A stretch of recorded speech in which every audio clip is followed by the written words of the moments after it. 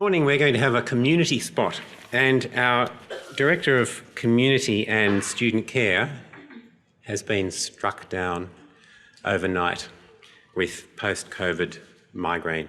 So sadly, Kristen can't be with us today, but is hoping to be back very soon. But Christine is with us today.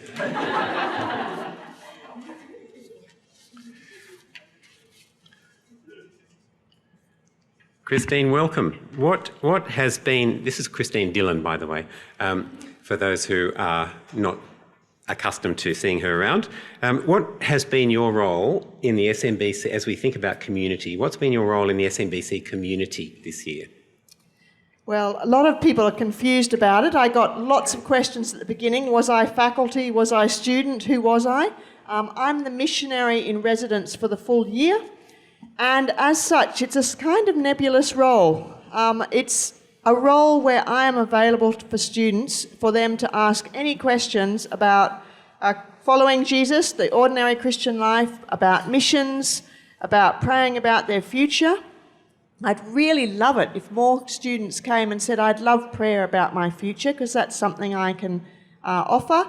And really, the other thing I love doing is the Story Club. That's my highlight, but that's an extra thing that I do. And I just love being part of it, being part of a couple of the missions lectures, and sort of being, I call myself illustrative material for the missions lectures.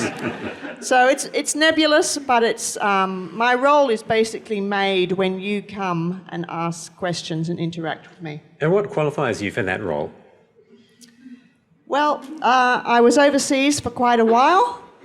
Working with OMF, 22 years in Asia. I'm also a missionary kid, so that gives me another background.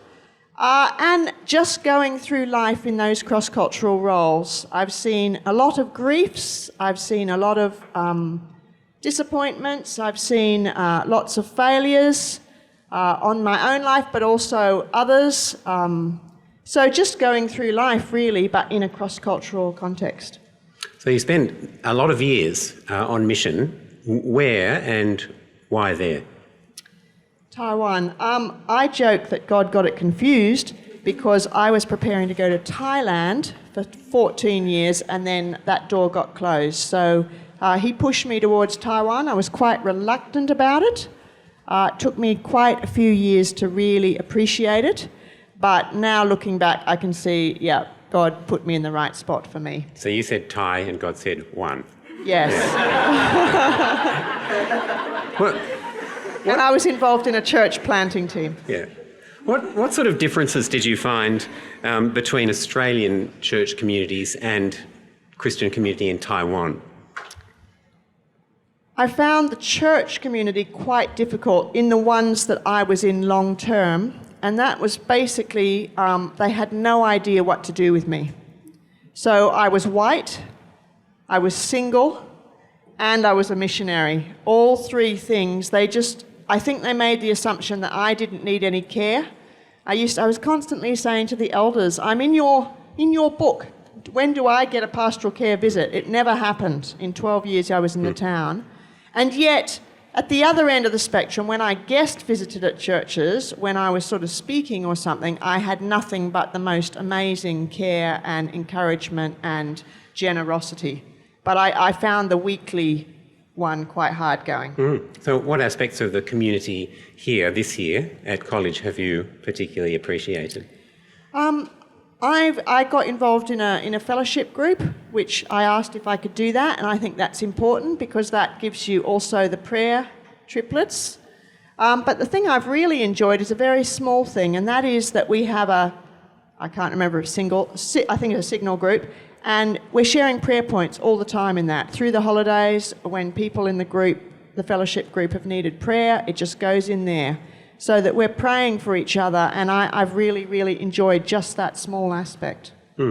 What would you like Christian community to look like, or how would you like it to act? You've told us a little bit about that from your Taiwan experience. Yes, so some things I'd really love was that you're noticed when you're not there, that people are checking up on you and not assuming that because you're a missionary or because you're in ministry that you don't have any needs and you're somehow super spiritual. The places that I've most enjoyed Christian community are where it's far more than just being together, although that's part of it, but that we actually care more about each member growing in maturity and following Jesus than we care about anything. And so we're willing to actually say to each other, the times when people have come to me and said, Christine, this is not right in your life, you need to do something about that, those are the true friends. I mean, it hurts like anything as they say it, and you might cry a bit, and it's really uncomfortable, but those are the people that I really value. And the kind of people that when you're around too, it feels like you're sort of under a lovely waterfall on a hot summer's day. And you go away and they're calling C.S. Lewis, onward and upward, always forward. Mm. Yeah. Sometimes when I pray for missionaries, one of the things I pray is that God will grant them friends, because they've been taken out of the network of friends and family and the whole network here. What was your experience about friends, missing them, not having them when you crossed cultures, and how did God provide for you? Yeah. So when you first go to a culture, one of the problems is that you can only do the level of language of shopping, that kind of level, and it takes probably at least 2 years to beginning to even learn the vocabulary of emotion, discouragement, depression, feeling negative, all of these words are just not in the first year of language study. So you haven't even got the words to express it, let alone how do I do it in this culture. So it takes a good length of time to actually even have a friend in the local culture. So that's one thing to pray for missionaries. And when I first went out, I know it sounds incredible, I don't feel old, but my first couple of years it was letters, and then sort of email came in. But now we've got things like, Skype's even gone, but WhatsApp, we can talk, and on Facebook Messenger. Well, I barely use Skype now. But that allowed me, I've had some wonderful friendships with people who I can just be me and who follow up and encourage me long distance. So it has been easier in some respects, but that can also delay you settling where you are.